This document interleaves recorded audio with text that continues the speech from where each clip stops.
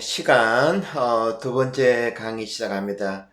우리가 시간을 공부해야 하는 이유 중에 한 가지는 시간을 우리가 제대로 알므로 해서 우리 자신이 우주 만물과 연결되어 있음을 깨닫게 하는데 목적이 있죠.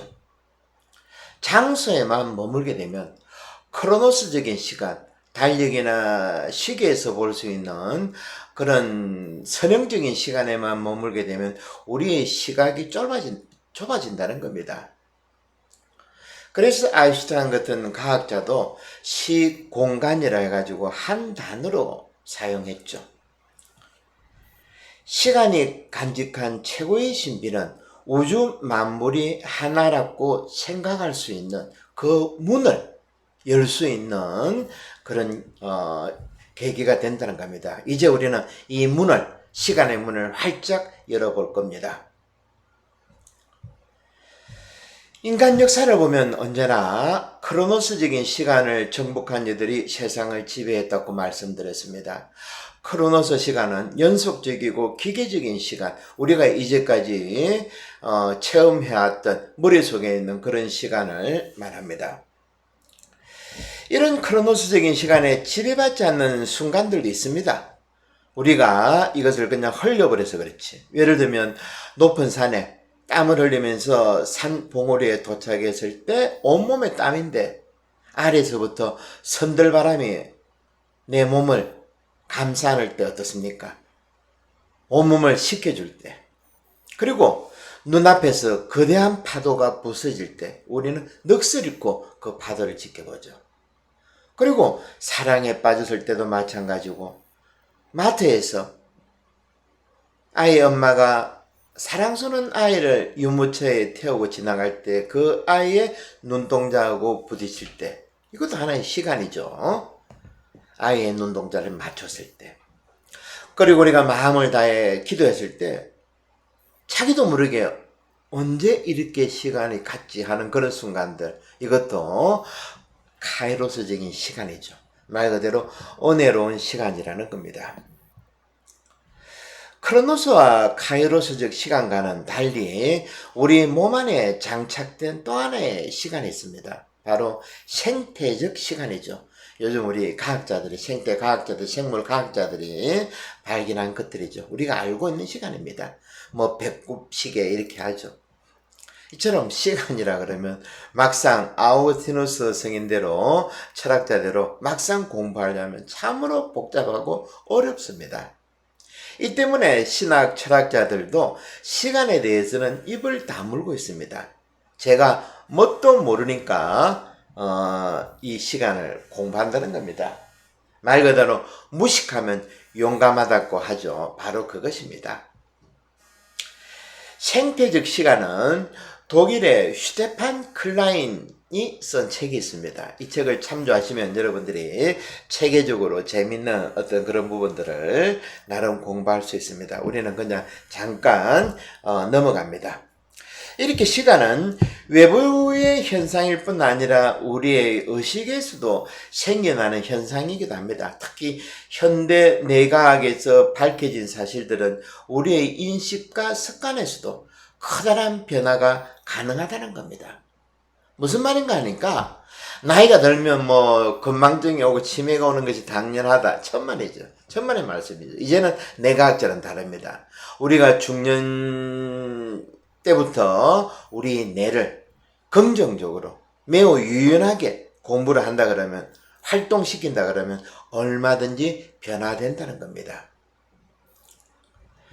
이와는 달리 어릴 때 잠깐 공부한 것을, 젊었을 때 잠깐 공부한 그 지식만 가지고 평생 바꾸지 않으려고 하는 것을 뭐라 그럽니까?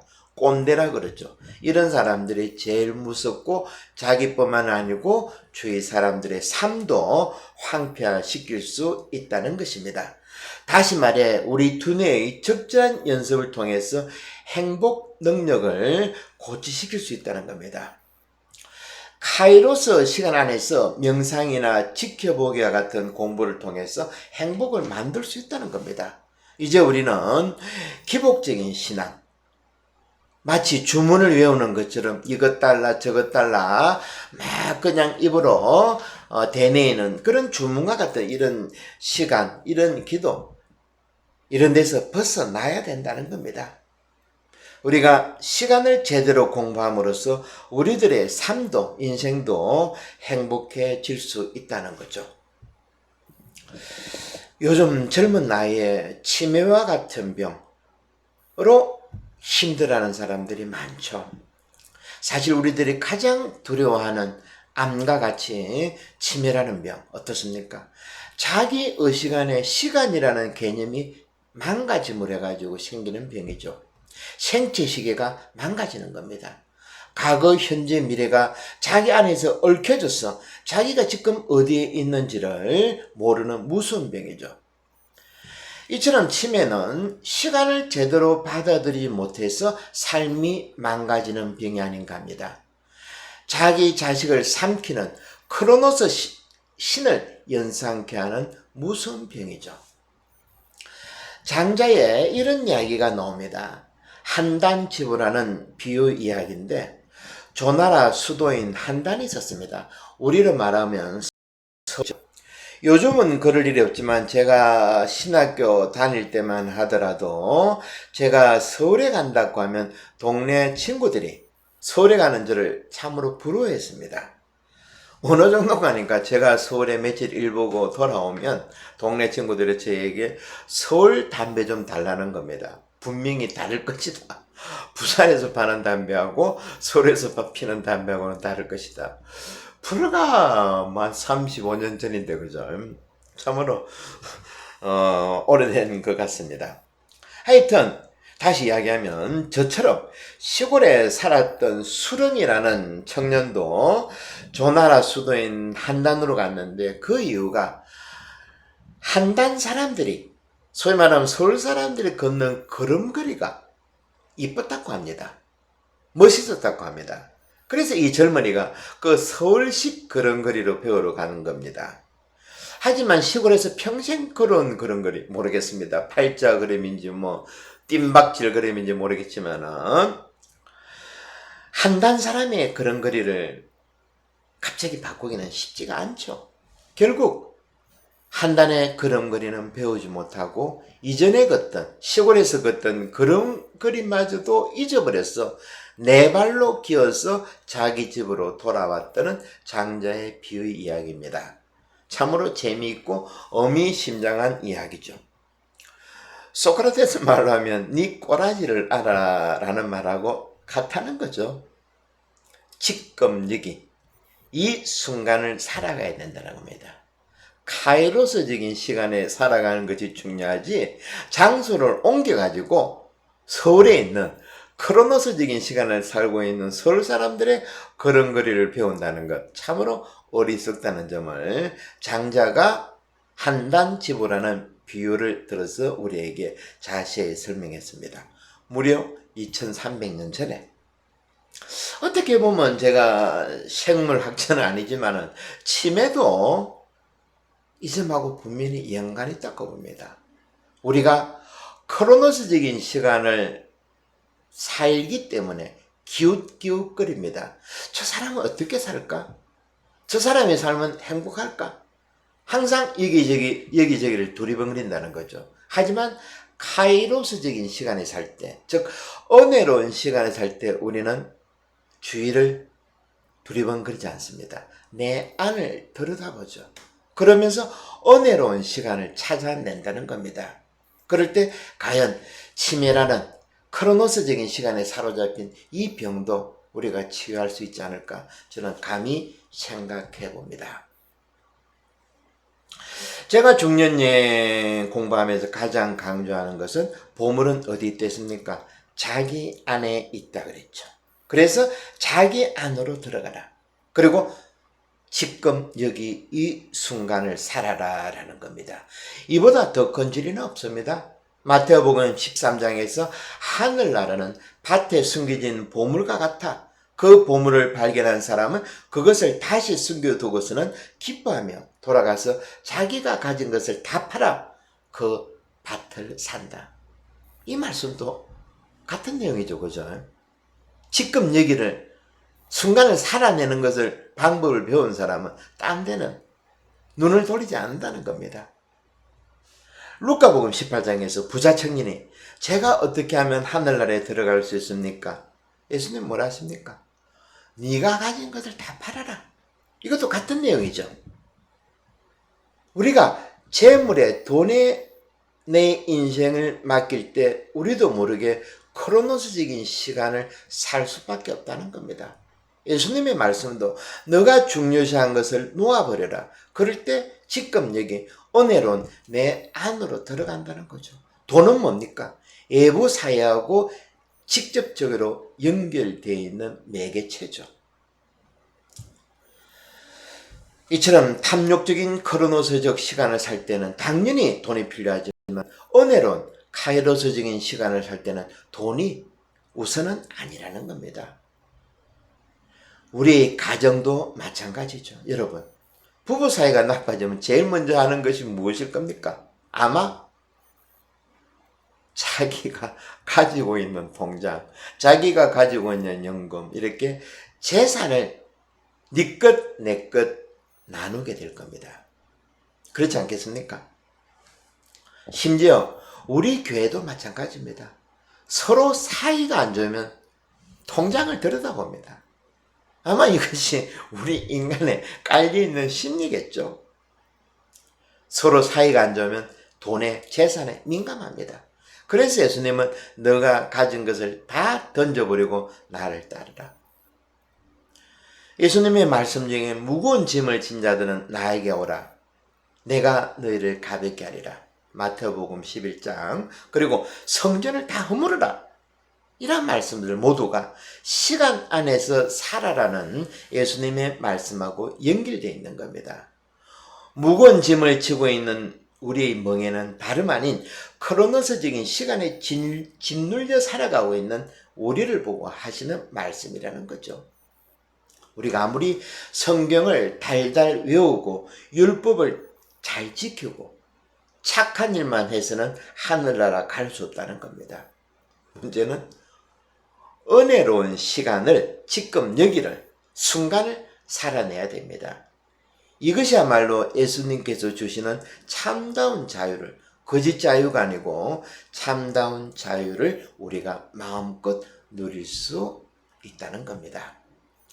사실 예수님께서 2000년 전에 이 세상에 오신 이유도 이것이죠. 제발 너희들 크로노스적인 시간으로 해가지고 힘들어하지 마라. 불안해하지 마라. 미래에 대해서 두려워하지 마라.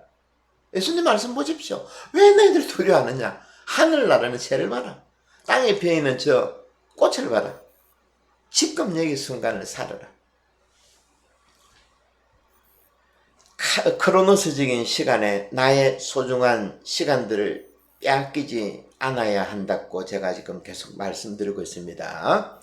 이런 사람들의 특징을 보면 제가 본당시 보니까 뭐 신자들에게 이야기하겠죠. 사목회 아니면 어떤 단체에 이런저런 일을 같이 합시다 라고 하면 이런 사람들의 특징이 뭔가 하면 크로노스적인 시간에 푹 빠진 사람들의 특징은 저는 지금 너무 바쁩니다. 저에게 시간을 주십시오. 한결같이 그런 말 하죠. 그러면 저는 거꾸로 그런 말 합니다. 아이고 미안합니다. 제가 너무 빨리 온 것 같습니다. 당신이 좀 편안할 때 다 끝나고 와야 되는데 바쁜데 와서 죄송합니다 라고 말을 합니다. 복음에서 이런 사람들이 예수님께 와서 핑계를 대자 뭘 하십니까? 내일 일은 내일에 맡겨라. 그리고 죽은 이들의 장례는 죽은 자들에게 맡겨라. 이렇게 복음에는 곳곳에, 지난주에도 말씀드렸지만 예수님은 곳곳에서 카이로스적인 시간, 은혜로운 시간을 살아내라고 말씀하신다는 겁니다. 제가 좀 전에 말씀드린 한단지부와 비슷한 이야기 한 가지 해드리겠습니다. 어느 부부가 공원을 사이좋게 팔짱을 끼고 산책하고 있는데 이 모습을 저 뒤에서부터 지켜보면서 뒤를 따라오는 한 남자가 부부에게 이렇게 말하는 겁니다. 실례지만 뒤에서 당신들의 걸음걸이를 보니 너무 좋아 보입니다. 당신들은 결혼 이후에 한 번도 싸운 적이 없죠. 이렇게 인사말을 하고 신사는 지나가고 부부는 서로 얼굴을 보면서 다시 걷는데 그때부터 부부의 그런거리가 어색하다는 겁니다. 무슨 말인지 아시겠죠? 우리 생각 안 했는데 남들로부터 이런 말 한마디 듣죠? 내가 이쁘게 걷고 있나? 제대로 걷고 있나? 아까 말씀드린 한단지보 이야기하고 뭐 같은 맥락이죠. 크게 보면 우리의 삶도 이러하다는 겁니다. 타인의 말 한마디가 우리의 편안함을, 행복감을 깨트려 버린다는 겁니다.